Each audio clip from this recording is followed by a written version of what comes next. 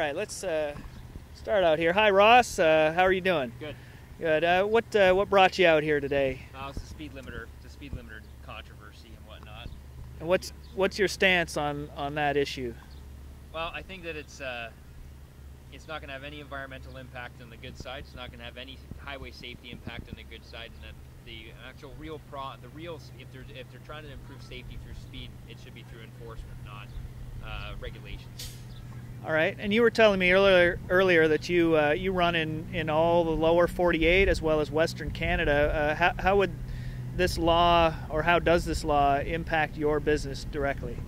Well, it affects how I run my truck simply because, and even in Northern Ontario, where you have a 55-mile-an-hour speed limit, 90 kilometers an hour, it inhibits the ability for a heavy truck to be able to do any safe passing because you don't have the meat to be able to do it. Not to mention the wintertime with snow and whatnot.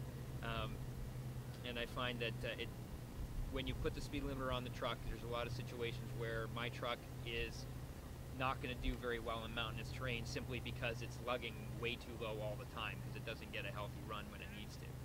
Okay, and you're hauling reefer trailers? All right. What are you seeing out there on the road as far as economic conditions? What's going on in the economy right now? I mean, I've noticed.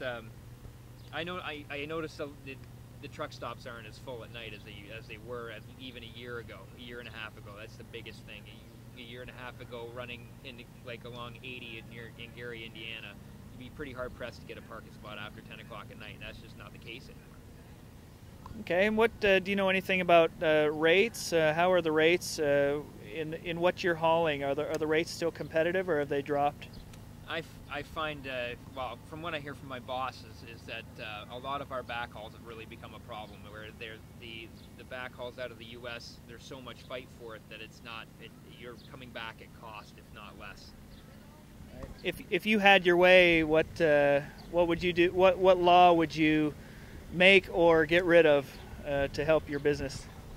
Well, first of all, I get rid of speed limiter regulations, and second of all, I think that the 16-hour rule in Canada and the 14-hour rule in the U.S. is actually impacts my rest time much more than anything else. Any of the other, they can leave everything else the same, but they need to drop that because in order to do your job properly on a certain day, I could used to be able to have a 2-hour nap in the afternoon with over rush hour. I can't do that anymore. I need to run straight through the traffic, no matter what, to get everything I can in my 14 hours. All right. So, what would you rather see happen there?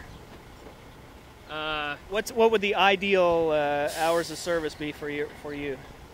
They can leave the hours of service in Canada and the U.S. I think they should harmonize the two of them. To be honest with you, absolutely straight down the board, exactly the same on both sides, and they need to drop the 14 and 16-hour rules. All right, Ross. Thanks for talking to us today. Thank you.